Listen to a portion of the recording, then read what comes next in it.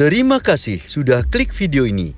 Jangan lupa klik subscribe dan aktifkan notifikasi lonceng.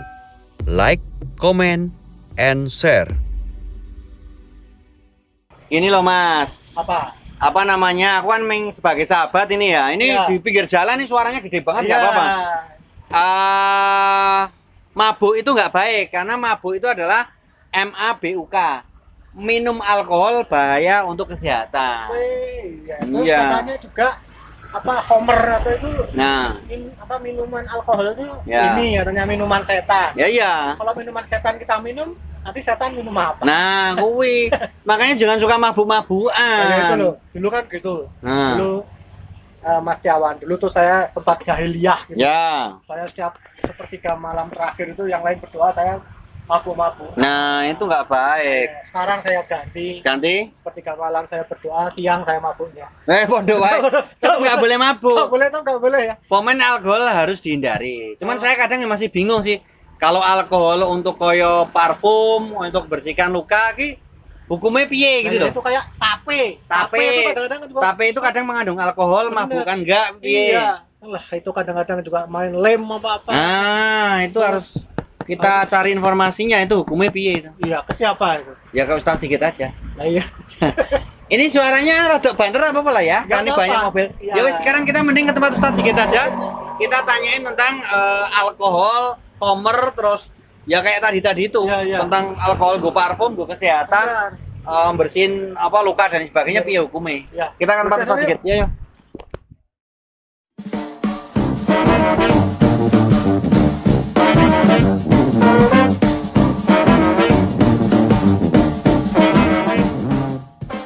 Acara ini dipersembahkan oleh Joglo Hasanah, tempat makan yang ngangenin. Indo Coach, event organizer seminar Indonesia. Ubah Steak and Shake, jagonya steak.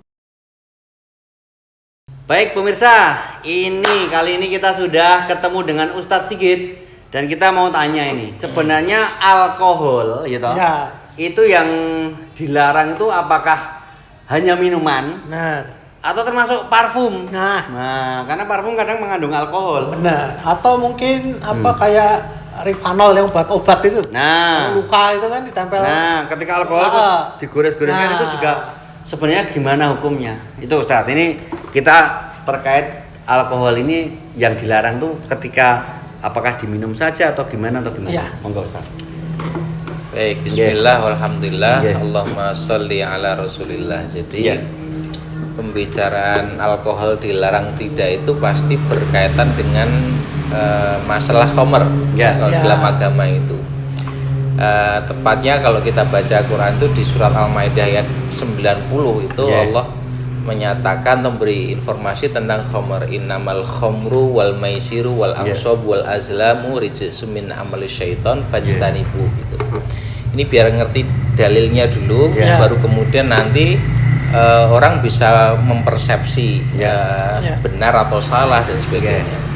Jadi pada ayat itu Allah Subhanahu wa taala menyatakan sesungguhnya khomer, innamal khomru wal maisir, judi, mengundi nasib dengan anak panah, yaitu model-model perjudian dan sebagainya, itu Allah mengungkap sebagai rijsun, satu perilaku yang kotor min amalis syaiton, dari perbuatan setan. Terus tegas Allah mengatakan fajtanibu, tinggalkan, jauhi.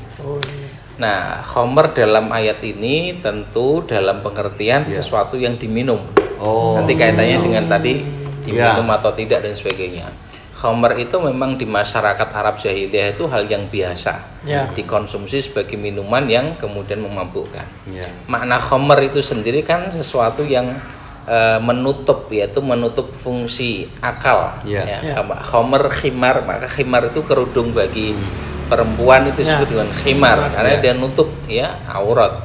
Nah, khomer itu menutup fungsi akal. Jadi sesuatu yang kalau ia dikonsumsi, diminum, itu fungsi akal menjadi tertutup, awal menjadi rusak. Ya. Nah, maka ini penting sekali bagaimana Allah Subhanahu wa taala menyebut sebagai sifatnya, bukan pada penamaannya. Jenenge warna-warna, orang bisa mengasih nama macam-macam. tapi sifatnya itu akan menutup fungsi akal. Sehingga kalau sekarang kan mungkin tidak selalu dalam bentuk cair, Iya. ya, tapi bisa padat, Tablet. bisa bubuk, Iya. tablet dan sebagainya. Tapi kalau sifatnya itu bisa merusak fungsi akal, maka dia masuk dalam kategori dan hukum sebagai khamr. Berarti kayak ngelim gitu, kalau lem Iya, sampai termasuk mabuk, khamr, ya. dia merusak fungsi akal. Iya, Jadi masuk dalam hukum keharaman khamr tadi. Nah, kalau ditanya Mas Setiawan, Mas Iwan tadi kan terkait dengan alkohol. Iya. Alkohol itu ya kalau diminum ya rusak fungsi akal, Ya. dia bisa masuk dalam Ya. pengertian ini.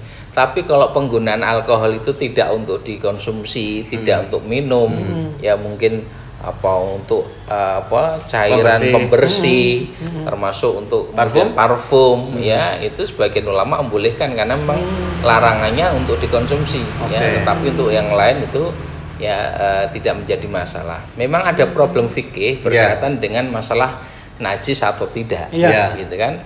Sebagian besar ulama tidak memandang sebagai kenajisan, walaupun dia haram dikonsumsi, tidak berarti najis hukumnya tatkala mengenai. Ya, tetapi memang sebagian ulama masukkan dalam kategori najis, ya.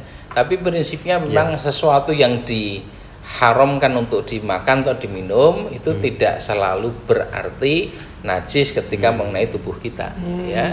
Jadi seperti itu, ya. Katakanlah tidak mengapa kalau itu hanya dipakai untuk pembersih, dipakai mungkin untuk parfum, wangi dan sebagainya. Berarti gitu ya. Jadi alkohol untuk parfum ketika kita untuk sholat, insya Allah juga nggak kemudian membatalkan tidak sholat.